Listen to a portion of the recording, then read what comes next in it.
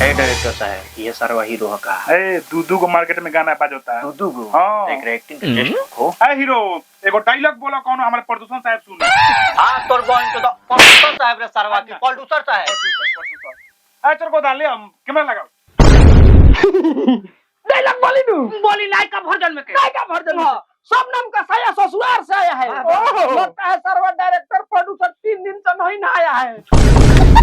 ये मौका तारे सो हमरा लागल ब्लॉक के कोई बोका मौका हमर तू लार खान एक्टिंग करता रहो एई पर हीरोइन बनबो का प्रदूषण साहब एको नबे का एक्टिंग रो पसंद पड़ता हमर झाट लगता है सरवा में तो पैसा लगा के हमरा उतमे नहीं करत हम जाता नहीं भाई ये सब में ना फंस ना सुनी पैसा के ना हमर लार फौजल प्रोड्यूसर साहब अभी लोग जाना तनी हमरा ब्याज का दूध को बना मार्केट में ट्रेंडिंग करता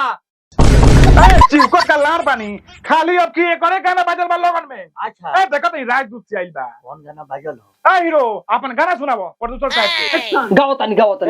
कौन लगा दी एक नंबर पर बाजो मन हाय देखा तेरा मुंह में कैमरा फिल दे प्ले के हटा हलो भाई हटा फिल्म उतना है आते आई कर कैमरा कर अरे फिल्म उतना तू है लार खींचो तारो है ब्याजी का खींचो हमरा ब्याजी लगाई गाइनु ए रेली गाई कमके लंदन से डीजे बहचो लगा के मारे कंडोम से डीजे बहचो ए चिवकत का झाट बानी ये सब तो गइले बा तो एकर गाना ट्रेंडिंग में धइले बा रउरा चिंता मत करी 10 लाख कमा ले बरनु बस तू हीरो बन गई 10 लाख 725 रुपए के तो राजदूत पर हम चढ़ता नहीं अभी अरे गड़बड़ होता ब्याज कोई का मतलब 7,25,000 बा ओकर दाम नहीं तो तेहनु गाड़ी किन ले बड़े हम का झट जानता नहीं बतावे कनी से बोले जरूरी बा उतना 10 लाख बा स्टॉक में हमनी लगे पड़ल बा एकरा आगहू बढ़े के आगे बढ़े के बाद तो कुछ रुपया अपना लग से लगाए के पड़ी पैसा लगाए के पड़ी पैसा मांगो तारे सही हां सकम चल जल्दी धरे के अरे हीरो जीरो तो खिसिया को नहीं मार राउर काम 5 लाख में करावता नहीं 5 लाख में ए हमर 8 लाख में होई ओए बात कर तारा दोनों जाने खाली कहता ना डायरेक्टर प्रोड्यूसर पैसा दे के एडवांस में साइन करावता लो साइन अरे सुनी ना सुनी 25 करोड़ के फिल्म बनावता नहीं है मैं नोरा फतेही सनी लियोन के एंट्री कोइले बारी महाराज की बात हां बहुत बड़ा प्रोजेक्ट तैयार कर ले 5 लाख का 8 लाख देबे 7 लाख देबे हां तो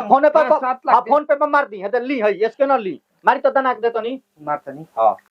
हमार कमीशना अरे तो 5 लाख मारो ऐसन मूला ध लियावो आधा घंटा के टाइम दी मॉडल देबो ना काल एबे चले के बहुजा काल हां काल लियावो एबरा तो दूसरा ठंग एडिशन लेके हमनी के ठीक बात जा तो बढ़िया हीरोइन ले ओए पूरा फतई के संग कब हमार सीन बा एकदम सीन राउर मिली हीरो जी ए ले जाई ए साला ठीक से खड़ा रहो हीरोइन पहुंचला बिया काहो सरवा साथ झाल फरोसे आदमी अभी हीरोइन के लेके ना आवे ना फोन कइले हलो हमार झाट कइले हलो फोन सरवा लगे फोन तू अब से करो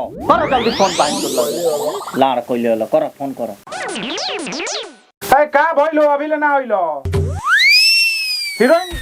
नहीं के मिलो का कहता सरवा हीरोइन नहीं के मिलो हां तोर पहुंचो तो हीरो गांड फाड़ दी मार के एक और पहुंचो तो 5 लाख रुपया ले हल बा कौन सरवा के ना मिलो तो ऑर्केस्ट्रा वाली के धली जाओ हां मिल ले ऑर्केस्ट्रा मिल जाई जल्दी जावे के कह जल्दी ले आवे के कह ले वही में तनी बढ़िया देख के हां जल्दी कहो हां ठीक आवत ऑर्केस्ट्रा ठीक रे भोस ए रुकी पहिले रुकी का भइल हीरोइन बन न जाए पक्का बन जाई 100% गारंटी बा बनवा दे पक्का सेटिंग नु रखले बनी अगर हीरोइन ना बनी नु त रात के देबो ना करे चलो ना बनवा दे ठीक बात है चली समझा दिया जो फटर ना बोले ना तो हीरोइन के जूझ है चुपचाप रहे ठीक बात हम ही बोलता नहीं अरे रुको अपना बॉयफ्रेंडवा के समझा दो जो पट ना बोली ना तो हीरोइन के जूझी बनबो ठीक बा ए ज्यादा लटर पटर मत बोले मुझे ठीक बा तारा खातिर तो हमर जान हवे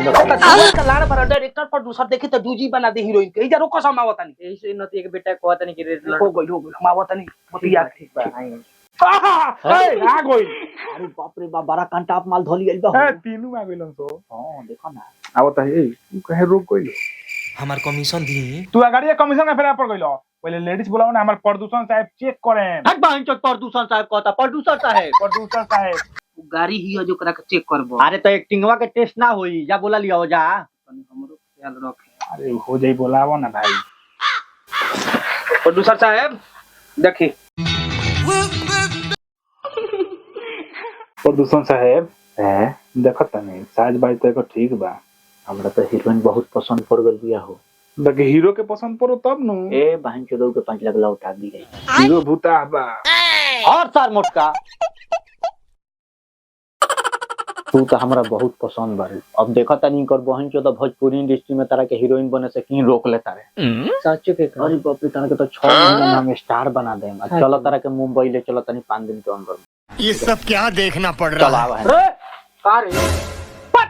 लेके भैया प्रोड्यूसर साहब भैया के लगी है 500 में रोड पर खड़ा को पटो ले समझाओ सरवा के पागल के। चलो ए हाथों पकड़ कहां ले जेते नी पागले हो तार सब पैसा हम लगाएम कंप्रोमाइज करे के बा। चलो कंप्रोमाइज का कहला चलो ना जंगलों में सूता सूती थोड़ी देर खातिर कर लिया। हमो सुन में कहि नाती के बेटा तेरा मुंह में छोड़ दे मुंह हां तोर बंचरे सर दलाल कहां बारी रे बेटी चोद। बहुत सारी गुना रे कॉलेज हीरोइन तो झूठी बोल दे कुछ ना नहीं कुछ ना होई दूर पे बचा के करे हम। मैं तो देखे बच्चा बिया एक्सपीरियंस वाला आदमी है। चलो चलो ही तू यही जरा ए तू कहां चल देलू हो? हम जाता नहीं काहे जाता रू? वो आपके घर के कोई लगना बैठो है ना पहले बैठो। कब बैठो रे बैठो ना का बैठो बैठो ना का बैठो बैठ ना रे तोर बंचू तो हम तो डायरेक्टर हई। बाप रे बाप हम ना जनने हीरोइन बने में इतना कष्ट होला।